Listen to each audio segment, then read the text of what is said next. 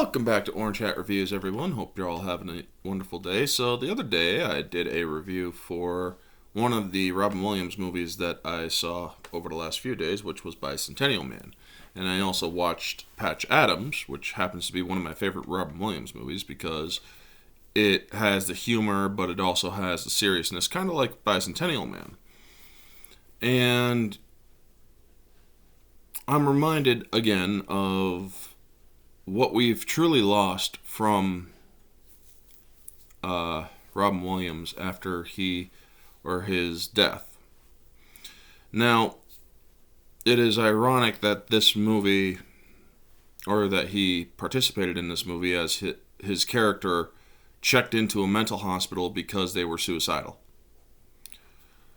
But the story behind Patch or Hunter Adams is also semi-based on the life events of the real person that was Patch Adams. Now, this movie has a great cast, much like the other Bicentennial Man. This movie had Daniel London, Monica Potter, Philip Seymour Hoffman, great actor there, also sadly passed. Bob Gunton, I mean, the list goes on. They had great actors. Peter Coyote was also great in this movie as well. Michael Jeter, his character was hilarious. I mean, it really did do a wonderful job with the different characters and the different roles that these people played in. Now, the cinematography is well done.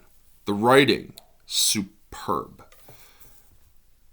Rotten Tomatoes, as it shows right here, the 21%, shows that they do not know anything about objectively looking at a movie.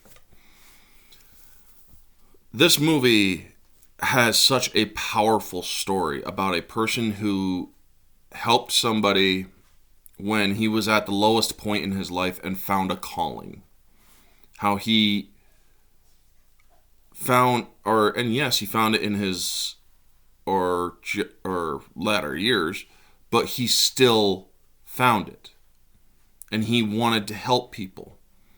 And he's excoriated by the medical community as he's going through his training to be a doctor. And I love the scene where they're first years going through and talking about a woman who's about to get her leg chopped off because of diabetes and how it's causing rot on her leg. And the doctor's like, any other questions? And he says in back of the crowd, what's her name? And they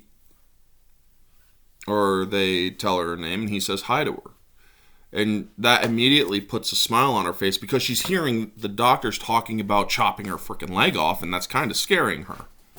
So it's great that he has a level of compassion and that he shows that, and how he openly goes against the medical boards and whatnot.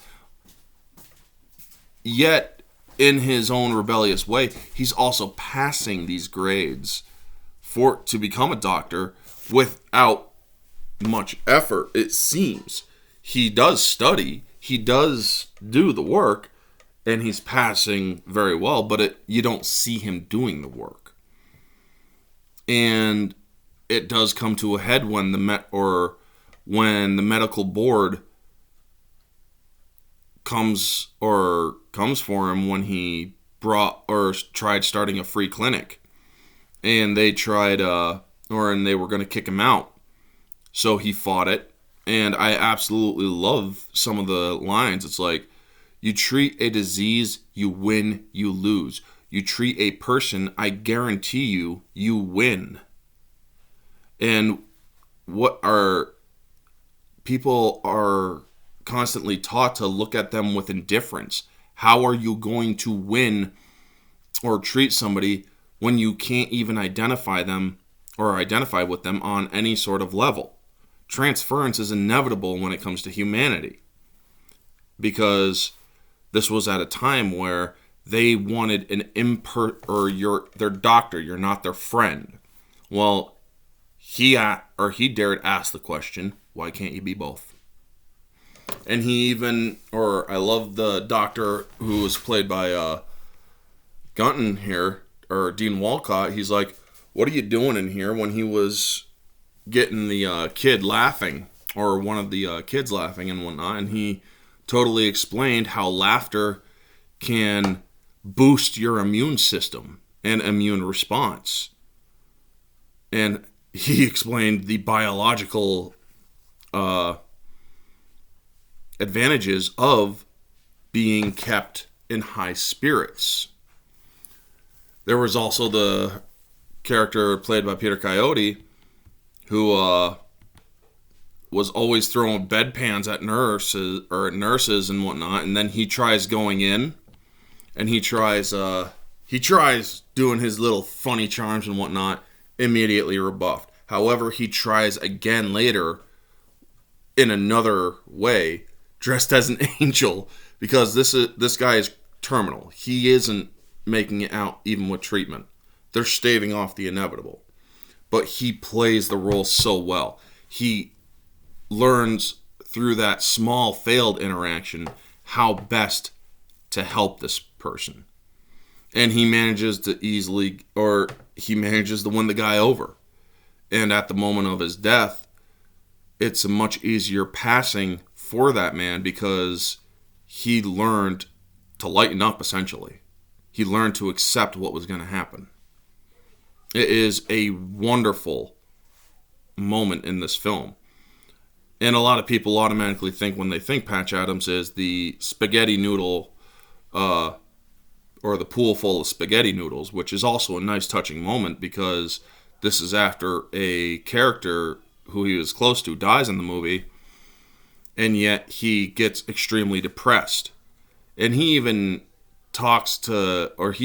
contemplates suicide again in the movie, and he's like, you know what? You're not even worth it. You won't even give me a sign. He turns around and he sees something that immediately is taken as a sign because he remembers what that person who died said. This movie has some dark moments. It has some wonderful, laughable moments. And I hope that if you do watch this movie, it puts a smile on your face in some of the best ways. Because this movie is truly one that I think that people can learn from. You can't always be indifferent, because indifference is a very stunted way of thinking. Having a little bit of compassion for people who you need to care for can bring you miles ahead. Anyway, objectively speaking, is this movie perfect? No, there's some things that could have been done a little bit better. However, I do feel that this movie does have high objective quality, an 8.5 to a 9. There are some writing issues, there are some acting issues. However, the rest of the movie is very well done. Subjectively, this is a 10 out of 10. I absolutely love Patch Adams. It's one of my favorite Robin Williams movies, if not the favorite. I mean, I've seen so many of them. Moviegoer. This movie is about a 9.5 out of 10. It does get a little bit worrisome or wearisome at a certain point, because it's like, all right, are we going to move past this, or are we going to get on with it, you know? It is a small pacing issue. But overall, Patch Adams is definitely a very feel-good movie. I really do like it. This person was suicidal, and then he found a reason to live and to bring joy to countless others. It really is just that good of a movie, folks. Anyway, that is going to be my review. I hope you all will give it a view. Anyway, like, comment, subscribe, share, all that jazz. Let me know your thoughts down in the comment section below. What did you think of Patch Adams when you saw it for the first time? And did you see it as a kid and then as an adult? Let me know all your thoughts, folks. This has been Orange Hat Reviews. Have a wonderful day, and always remember, stay humble.